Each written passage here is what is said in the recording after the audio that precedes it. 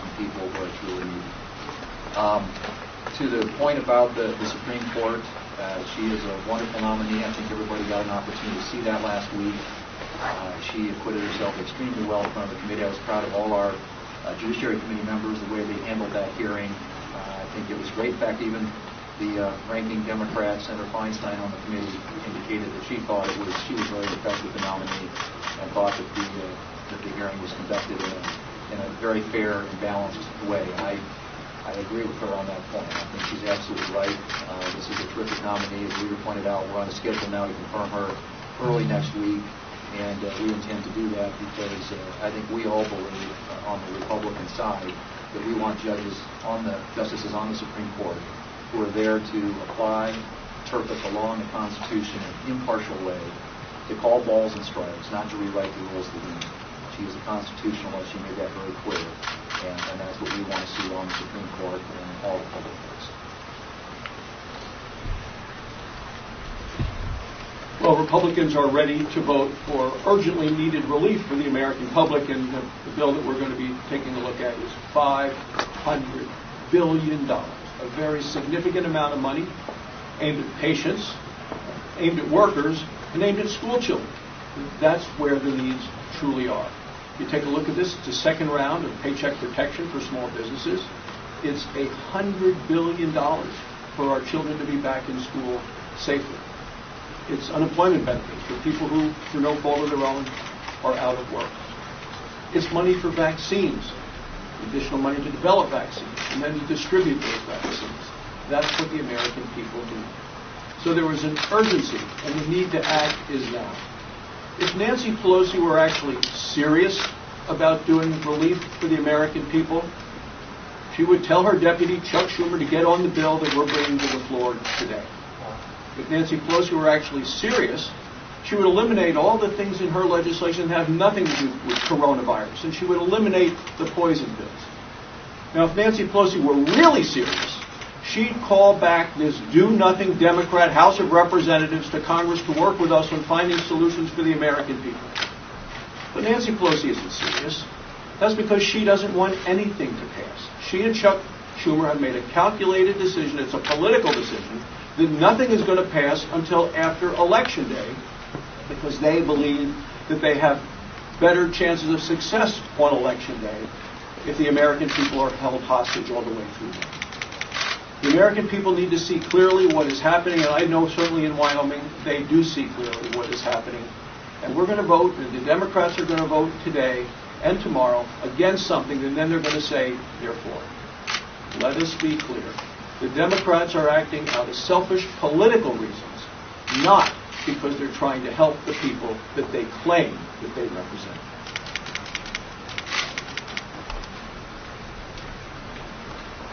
Well, the Speaker knows how to get things done if she wants to get things done. And she also knows the way to get things done is not to say, give me everything I want or I don't want anything. And not just the money, but the policy. This has not just been a debate about the money, which is well beyond the money we need to do the job that needs to be done. But it's also not just about spending the amount of money they want to spend, but more and more it's about spending it exactly the way they want to spend it. That will not produce a result. I think it's incredibly unfortunate, as Senator Barrasso just said, that money in our package to complete the incredible effort we're making on vaccines, the incredible effort we're making on testing, to be sure that both vaccines and tests have the money necessary to get distributed and widely used. And that shouldn't wait till the middle of December or the middle of January or the middle of February. That needs to happen right now. But it's not the way to legislate. Nobody knows that better than the Speaker. It is not the way to reach a conclusion. It's the best way you can almost assure you're not going to reach the conclusion, which is to say, give me everything I want or I don't want anything. The Paycheck Protection Program was one of the most popular, bipartisan supported programs in our CARES package, or the COVID-19 relief package. And I am very excited that we will have the opportunity to vote on the Paycheck Protection Program once again and allow a second pass for those small businesses that have been hit the hardest. In Iowa, over 61,000 small businesses benefited from the Paycheck Protection Program. So I'm very hopeful that we can come together on the floor of the Senate and that Democrats will join us again in one of the most bipartisan programs available during COVID-19. We really need to make sure our small businesses are supported and that our moms and dads have opportunity to remain employed and then to go back to work. Now, moving on to Judge Amy Coney Barrett. I had the wonderful opportunity to sit through the judiciary hearings this past week, and Judge Barrett is very poised, even when she was being interrupted and really pushed around by our Senate Democrat colleagues.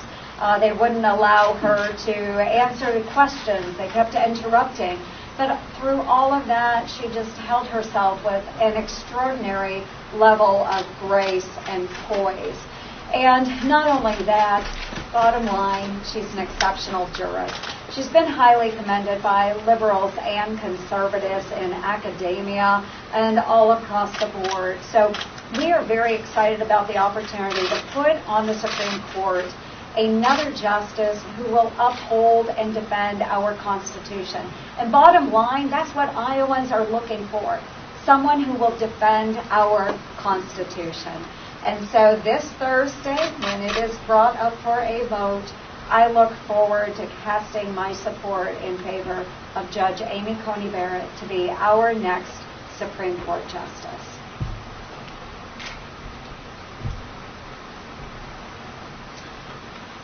Well, evidently, Speaker Pelosi and National Democrats believe that giving the American people during a time of great need nothing is better than giving them something. I think she misreads the opinion of the American people as she makes that judgment. But we here in the Republican-controlled Senate will once again take a stab this week at providing much-needed targeted relief to the American people.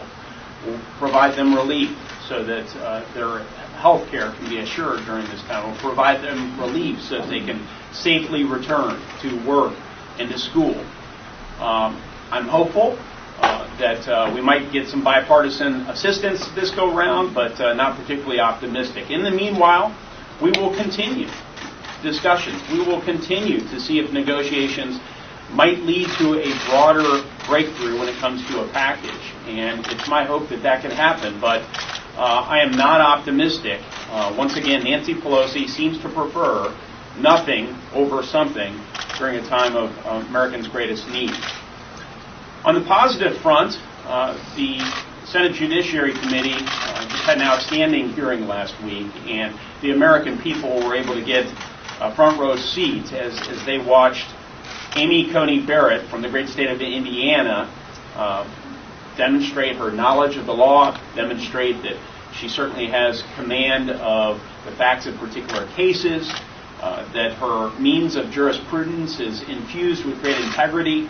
She is someone who doesn't intend to legislate from the bench, but instead to apply the law of the land to the facts of a given case. And along the way, the American people increasingly became supportive of her nomination, and they support confirmation before the election. So I very much look forward to voting as we turn towards Amy Coney Barrett's confirmation vote, to voting in support of Amy Coney Barrett. And I think we will find that this is one Hoosier for years to come who will be serving this country with great honor and distinction. Leader McConnell, does your skinny bill contain another round of stimulus checks for all Americans? No, it doesn't. But it does address an awful lot of things that we do agree on. And I don't think the fact that those checks are not a part of this package, as others have said, is a good argument for not doing what we are laying on the floor, most of which is completely without controversy. Why did you decide not to include another round of stimulus checks? We thought about $500 billion was appropriate for this juncture. And no one would argue the economy is in good shape, but it's noteworthy that its unemployment is about 8.4%, which is what it was in several years during the Obama first term. We clearly have way too many people unemployed, and we do continue the plus up of unemployment. I just want to clarify something you said earlier first. You said that if Pelosi munitions do reach an agreement, that you will consider the legislation. Does that mean bringing it to the floor?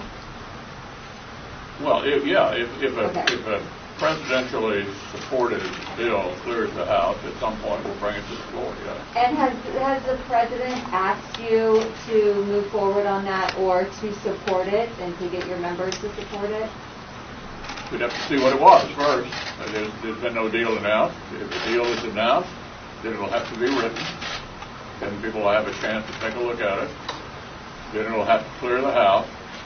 And if all of that occurred, of course, we would consider it in the Senate. Mr. McConnell, you talk about a price tag of $1.8 trillion. He says he wants to go higher than $2.2 trillion. Are you personally, Senator, comfortable with spending that amount of money? Well, what I'm telling you is that if such a deal were to clear the House, obviously with the presidential signature or promise, we would put it on the floor of the Senate and let the Senate consider it. Senator McConnell, do you have any reaction to the tremendous amounts of money that are flowing into some of these Senate races on behalf of Democratic candidates? Some of your GOP colleagues say that maybe campaign finance rules need to be reviewed. Do you have any reaction to that? Well, let me give a shout out to the Democrats. The lion's share of the money that's flooding into campaigns is coming from small donors. I give an example of my own campaign. I've got over 700,000 donors, and the average contribution is about $35. I don't think any kind of campaign finance reform designed at producing fewer people interested is a good idea. And as you know, I've been in the forefront for 25 years of fending off efforts by the government to restrict campaign contribution, because it is the only way normal citizens get to participate other than voting. I guess the point, though, is that contributions that are $200, you don't know where they're coming from. They don't have to be disclosed. Well, because they're below $200? Yeah. Well, I don't think anybody giving less than $200 would be somebody trying to buy influence. Leader McConnell, is it appropriate for the president to continue attacking Dr. Fauci in the way that he has recently? Well, one thing they both agree on is that shutting down the economy again is not a good idea. And as you guys have heard me say repeatedly since the 1st of May, the one thing we all need to do is wear our masks, practice social distancing, try to prevent the spread. It's clear that we're having a second round of surge, and the only thing each of us can do until we get a vaccine is to act as responsibly as possible. That's what I and my members are doing. That's what the Senate's been in session since the 1st of May. Thank you.